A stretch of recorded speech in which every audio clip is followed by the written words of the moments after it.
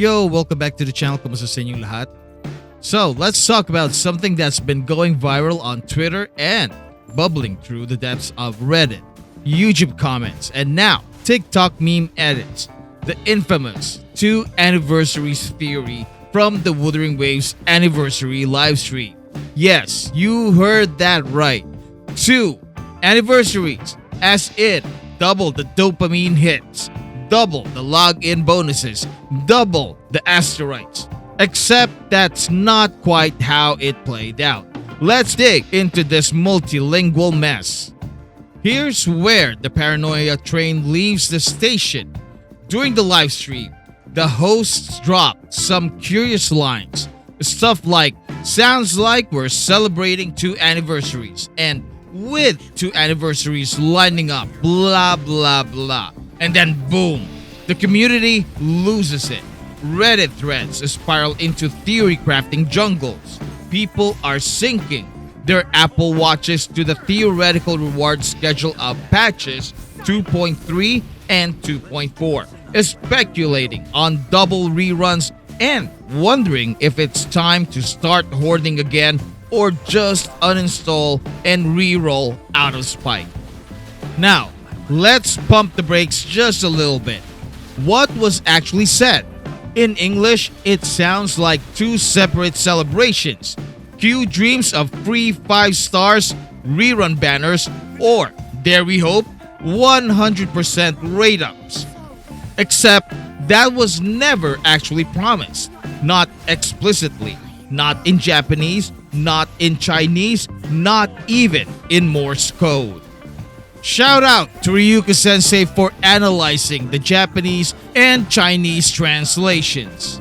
Check out his video about this. The link is in the description. The Japanese line doesn't imply 2 celebrations. It uses a phrase that translates to something like overlapping occasions worth celebrating.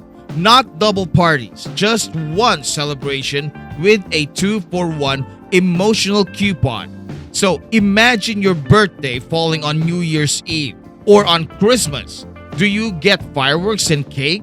Sure, but not 2 cakes, just one. Probably smaller than usual because your family blew the budget on confetti.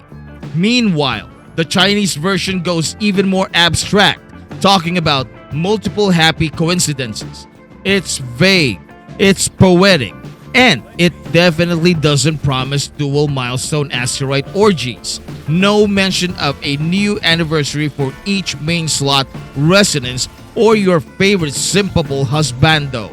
Just one event, 2 dates, 0 expectations met.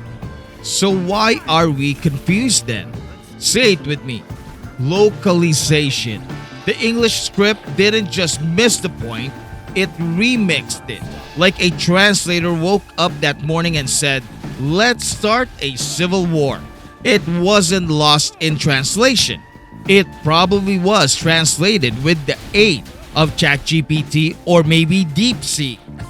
And this isn't new behavior. Let's not forget the infamous weapon banner bait in 1.0.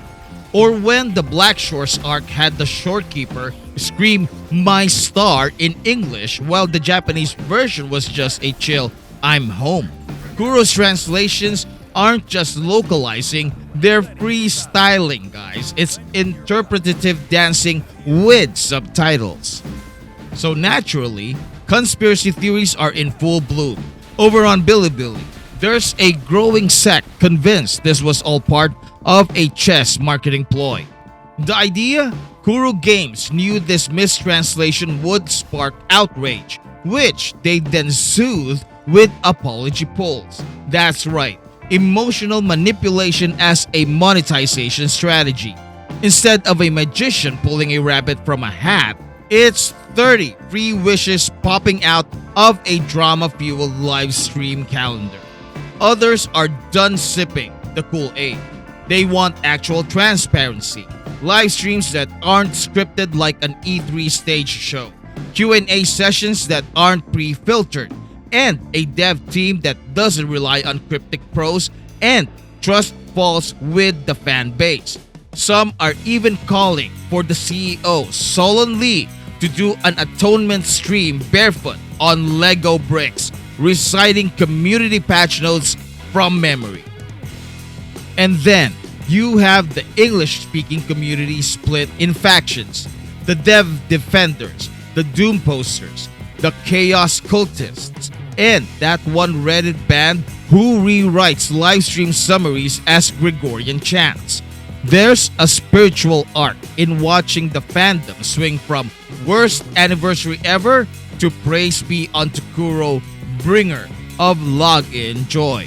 And all it takes is 30 polls and the emotional equivalent of a post-it note apology. But let's not pretend this is new. We know the pattern: bad patch, fan outrage, dev scramble, compensation drops. Everyone hugs it out until the next emotional whiplash. It's the Marvel formula of live service games: predictable, profitable, addictive.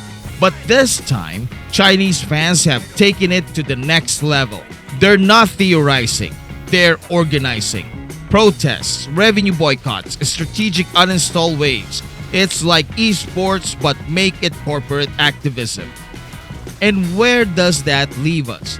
Adrift in the discourse. Some still swear we're getting two anniversaries, one for the beta and one for the full launch. They point to the dev-made beta retrospective video, which painted the pre-launch version as a chaotic, darker universe, a tone more mature than the final product itself. So maybe, just maybe, two anniversaries make sense, but only if you squint and pretend Kuro has a master plan more intricate than the lore timeline. Until we get official clarification, the spiral continues. Yes, the devs threw us 30 more wishes, but it didn't exactly calm the waters. On the CN side, the protest fire is still burning. Some are even calling for a revenue bomb on patch 2.3 as a form of fan-driven justice. It's gotten to the point where people won't settle for a glider or even a limited time login bonus. Only exclusive limited 5 stars can save this party at this point now. Because the truth is, this isn't just about loot, it's about loyalty. The kind that isn't earned overnight, but forged in optimization lags and gacha PvPs, because we weren't just players, we were believers, evangelists of a janky, beautiful mess of a game that we swore would eventually find its soul. We stuck with Wuthering Waves through its awkward teenage phase, through bug quests, balanced disasters, and lore rewrites that made less sense than a dream journal.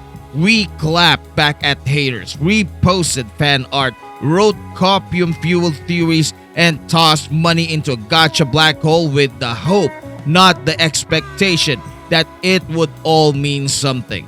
So when the anniversary rolls around and all we get is corporate ambiguity and a parachute skin that looks like rejected merch, it doesn't just sting. It insults the very delusion we lovingly nurtured.